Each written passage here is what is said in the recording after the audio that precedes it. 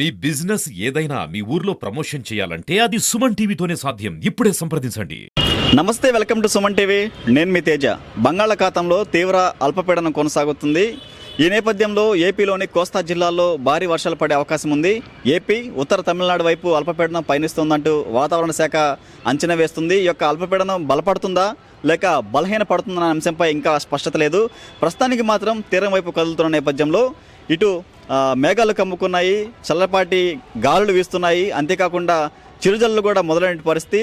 ఈ యొక్క అల్పపీడన ప్రభావంతో 2 రోజుల పాటు ఏపీ వ్యాప్తంగా భారీ వర్షాలు కురిసే అవకాశం ఉందంటూ వాతావరణ శాఖ అంచనా వేస్తుంది. ప్రజెంట్ మనం ప్రకాశం జిల్లా ఒంగోలు నగరంలో ఉన్నాం. ఒకసారి ఒంగోలు నగరంలో వాతావరణ పరిస్థితులు చూసే ప్రయత్నం చేద్దాం. ఏదైతే వాతావరణ శాఖ అంచనా వేసినట్లుగా కూడా ఒంగోలు నగరంలో ఉదయం తెల్లవారుజాము నుంచి పూర్తిగా మేఘావృతమైన పరిస్థితి. నగరం అంతా ఉదయం నుంచి కూడా తేలికపాటి నుంచి వర్షపాతం అయితే నమోదవుతుంది. ఉదయం సుమారు 6 గంటల ప్రాంతం నుంచి కూడా ఇప్పుడు మనం ఏదైతే సుమన్ టీవీ స్క్రీన్ మీద చూస్తున్న తరహాలోనే ఇట్లా చిరుజల్లు పడుతున్నట్టు పరిస్థితుంది.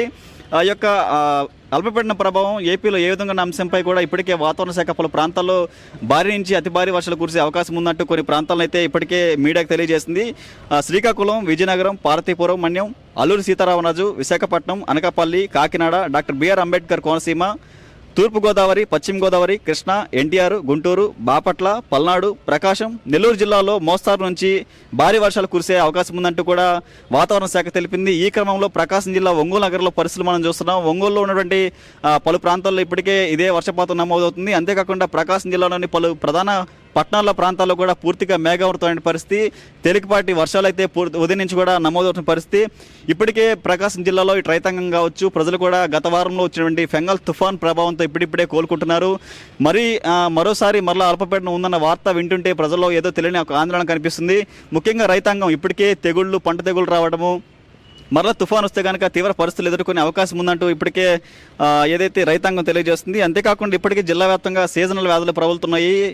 చిన్నారుల నుంచి పెద్దవారి వరకు కూడా జలుబు, దగ్గు, జ్వరాలతో ఇప్పటికే చలిగాల నేపథ్యంలో కూడా ఇటు గర్భిణీ స్త్రీలు, వృద్ధులు కూడా తీవ్ర ఇబ్బందులు ఎదుర్కొంటున్నారు. మరోసారి అల్పపీడనం వచ్చి వర్షాలు కురిస్తే చలిగాళ్ళకి వాళ్ళ పరిస్థితి కూడా చాలా ఇదిగా ఉండే అవకాశం ఉంది. కాబట్టి తగు జాగ్రత్తలు తీసుకోవాలంటూ ఇటు వైద్య అధికారులు కూడా తెలియజేస్తున్నారు. ఒంగోలు నగరంలో మనం చూస్తున్నాం, ఉదయం నుంచి కూడా ఇదే పరిస్థితి. ఇప్పటికే ఏదైతే వాతావరణ శాఖ తెలియజేసినట్లుగా కూడా బంగాళాఖాతంలో ఏర్పడిన అల్పపీడన ప్రభావం ఒంగోలుపై అయితే కనపడుతుంది స్పష్టంగా. ఉదయం నుంచి కూడా పూర్తి స్థాయిలో మేఘావృతమైన పరిస్థితి.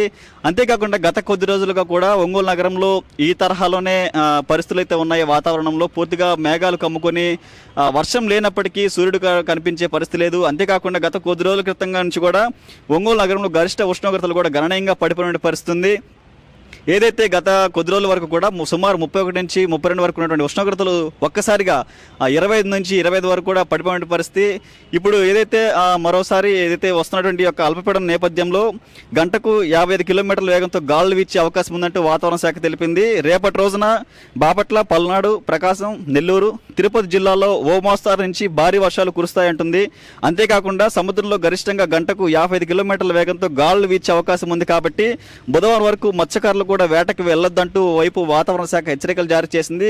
ఒంగోలు సమీపంలో ఉన్నటువంటి వేటకు వెళ్ళిన వాడు ఎవరైనా సరే తిరిగి రావాలని చెప్పేసి ఇప్పటికే ఆ యొక్క వాతావరణ శాఖ హెచ్చరికలు జారీ చేస్తున్న నేపథ్యంలో వేటకు కూడా వెళ్ళొద్దని చెబుతుంది. అంతేకాకుండా రాష్ట్రంలో ఉన్నటువంటి కళింగపట్నం కావచ్చు, విశాఖపట్నం, గంగవరం, కాకినాడ, మచిలీపట్నం, నిజాంపట్నం, కృష్ణపట్నంతో సహా తమిళనాడులో ఉన్నటువంటి వివిధ పోర్టులకు కూడా ఇప్పటికే 3వ నంబర్ ప్రమాద హెచ్చరికలు జారీ చేసింది. అంతేకాకుండా యొక్క తుఫాను నేపథ్యంలో అల్పపీడనం బలపడుతుందా బలహీనపడుతున్న అంశంపై ఇంకా స్పష్టత లేదు. ప్రస్తుతానికి మాత్రం రాష్ట్ర వ్యాప్తంగా మరో 2 రోజుల పాటు మోస్తారు నుంచి భారీ వర్షాలు కురిసే అవకాశం ఉందంటూ వాతావరణ శాఖ ఇప్పటికీ అంచనా వేస్తుంది.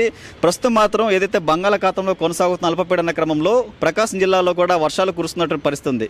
ఇది ఏదైతే బంగాళాఖాతంలో కొనసాగుతున్న అల్పపీడనంపై కూడా ఒంగోలు నుంచి తాజా పరిస్థితి. కెమెరా పర్సన్ తనోజ్ కుమార్తో తేజ, సుమన్ టీవీ, ఒంగోలు.